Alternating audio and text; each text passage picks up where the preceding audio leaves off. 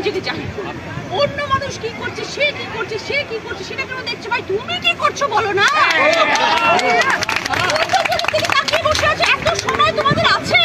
অন্য পার্টির লোক কি করছে, ভাই উনি কি করছে, আরে নিজে কি করছো, তোমার পার্টি কি করছে? আরে কেন্দ্রীয় সরকারের পার্টি, তোমাদের এত টাকা, এত লোকবল, এত মানুষ, তোমাদের একটা পশ্চিমবঙ্গের রাজ্য আমাদের দিদি এইটুকু রাজ্য নিয়ে মাতোয়ারা হয়ে বসে আছেন, পাগলের মতন ছোটাছুটি করছেন, পা ভাঙছেন, মাথা ভাঙছেন, সবকিছু হয়ে যাচ্ছে। তারপরে পশ্চিমবাংলার জন্য লড়াই করছেন একটা আমাদের একটা ছোট্ট রাজ্যের জন্য।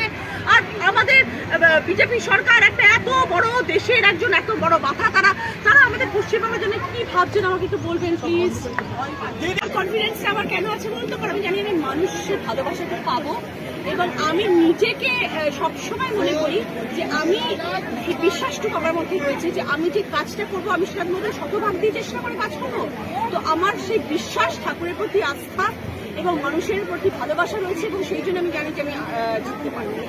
বিরোধী পক্ষ কিসের? প্রতিটা জেলায় অফিস, সর্ব জায়গায় অফিস হতে হবে যাতে কোনো মানুষ কখনো না ভাবে যে আমাদেরকে দেখা হচ্ছে না, আমাদের কথা শোনা হচ্ছে না। প্রতিটি মানুষের পাশে আমরা পৌঁছাবো এবং আমি আমার শুধু আমি নই কিন্তু আমি সব কথা বলছি আমার দলকে নিয়ে। আমি আমার দলকে একত্রিত করবো এবং আমরা সবাই মিলে লড়বো। দিদি আপনার কনস্টিটিউয়েন্সিতে 6টা বিধানসভা অলরেডি ঘোরা হয়ে গেছে, কিরকম রেসপন্স? দুর্দান্ত রেসপন্স, প্রচুর মানুষের ভালোবাসা পাচ্ছি এবং ভীষণ ভালো লাগছে। এবং সব থেকে ভালো লাগছে আমার দলীয় কর্মীরা সবাই একসাথে হয়ে আমাকে এতভাবে ইন্সপায়ার করছেন, আমার সহযোগিতা করছেন, আমাকে আশ্বাস দিচ্ছেন যে আমি আছি তোমার সাথে। এটাই তো সব থেকে বড় কথা। কোথাও কি মনে হলো যে কোনো খামতি রয়ে গেছে? এখন অব্দি পাইনি, এখন অব্দি কোনো রকম খামতি পাইনি। আমার মনে হয় না যে এরপরেও পাবো। যদি কোথাও পান সেটা কিভাবে করবেন? নিশ্চয়ই সব সমস্যার সমাধান হয়, কিন্তু সেই সমস্যার সমাধান তখনই হবে যখন মানুষ বসে কথা বলে। যে কোনো জিনিসে, শুধু রাজনীতি নয়, আজকে পরিবারেও যদি কারোর কোনো সমস্যা হয় না, পরিবারের মানুষ যদি বসে আলোচনা করে সেই সমস্যার সমাধান হয়ে যায়। কিন্তু সমস্যা হলে আমরা দরজা বন্ধ করে মুখে পুরি দরজা বন্ধ করে দিয়ে সেই সমস্যা থেকে যাবে, কোনোদিনই সমাধান হবে না। কিন্তু আমার বিশ্বাস আছে আমার পার্টির ওপর, আমার বিশ্বাস আছে কংগ্রেস কর্মীদের ওপরে। আমরা জানি আগে যদি কোনো সমস্যা হয় আমরা সবাই একসাথে জোট বেঁধে সেই সমাধান হবে। আগে যে সাংসদ ছিল কি কাজ করেনি বলে মনে হয়? আগে যে সাংসদ ছিল কিছু করেছে বলে মনে হয়েছে কি? আমি তো জানতে চাইনি কি করেছে, কি করেনি আপনি প্রশ্ন করলেন। আমি জানছি যে 5 বছরে উনি কি করেছেন সেটা একটু আমাদেরকে একটুখানি পাঠালে খুব ভালো হয়। উনি বলছেন যে 17 কোটি টাকার কাজ করেছেন।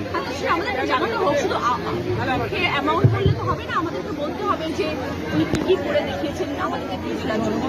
জনগণ তো এখন জানতে পারেনি, জনগণকে তো জানাতে হবে। উনি প্রচারে 17 কোটি টাকা কোথায় খরচা হলো? উনি প্রচারে বেরিয়ে বলছেন যে উনি নতুন, মানে আপনি মানুষের ভালোবাসা পেয়েছি। এখন যদি একটু শেষের দিকটা, আমার জীবনের এখন শেষ 15-20টা বছর, যদি আমি মানুষের জন্য কিছু করতে পারি আমি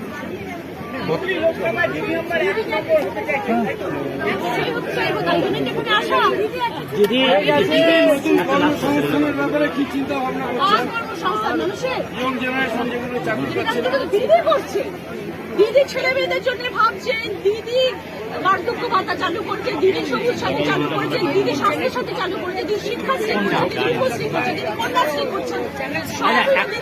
দিদি লাস্ট একটা কথা, বিরোধীরা একটা বারংবার অভিযোগ তুলছে আপনার যে দিদি নাম্বার 1 রিয়েলিটি শো চলছে সেটা বন্ধ করে দেওয়া হোক, যেহেতু আপনি ভোটে দাঁড়িয়েছেন, কি বলবেন?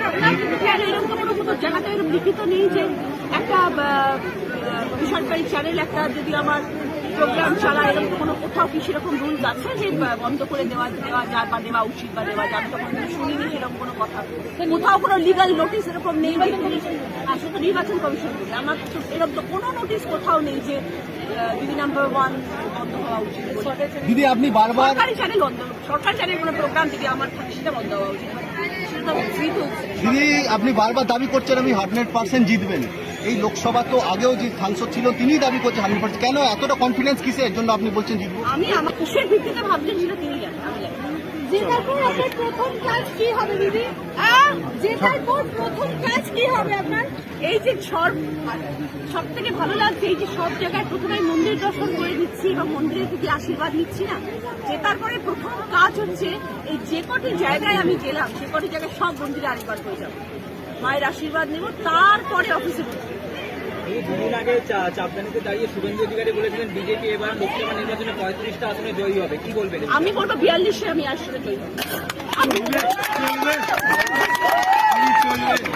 35টা বললেন, একটা 42টা বললাম।